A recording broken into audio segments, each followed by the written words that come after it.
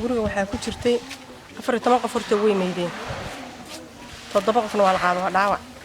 Allah u naxariistay waxaa gurigan ku geeriyooday 14 qof oo ay 5 kamid ahaayeen walaalo kuwaasi oo ku nafwaayay kadib markii uu ku soo dhacay guriga madaafiic culus xilli degmada Balad Xaawe ee gobolka Gedo uu ka socday dagaal u dhaxeeya ciidamada xoogga dalka iyo sidoo kale ciidamo kale oo muddooyinkii dambe ay dowladda Kenya ku aruurinaysay duleedka magaalada Mandera ee gudaha dalka Kenya waxaana gurigan maanta ka jirta murugo aan la soo koobi karin marka loo eego musiibada qoyskan ku dhacday waxaa sidoo kale uu dhaawac ka soo gaaray 7 ruux kuwaasi oo ay dowladda federaalka Soomaaliya u qaaday dhaawacyadaasi magaalada Muqdisho si loogu dabiibo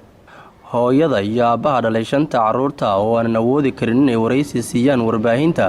marka loo eego dhibaatada iyo murugada ku habsatay qoyskan ayaa waxa inooga warbixiyay mid ka mid ah qaraabada qoyskan sida ay wax u dhaceen 14 qof baa ku nafooyay 7 waa ku dhaawacay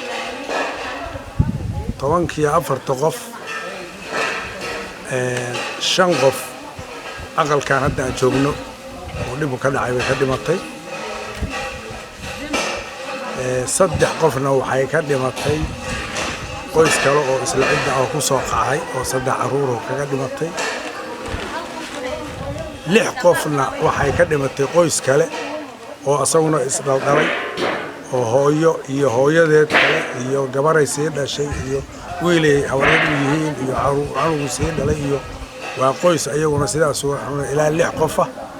ayaa ayaguna halka ku dhintay ama aan iraado 5 qof ah iyo ilmo yar oo kale goon ka soo galay adeerkood dhalay sidaas isku family baana ninka adeerkay waa darisna waa la guriga markii ilaa 10 qof baa ku jirtay 7 qof way dhaawacmeen 14 waa la xabaala guriga markii waxa ka qaaday maamadii iyo 2 canug oo dhashay xanuun baan dareemeynaa maxaa sababta dad dhan oo isku soo qaxay oo isku family hadana isku family waa dad meel kala jiraan waa dad qoys isku ah family ah waa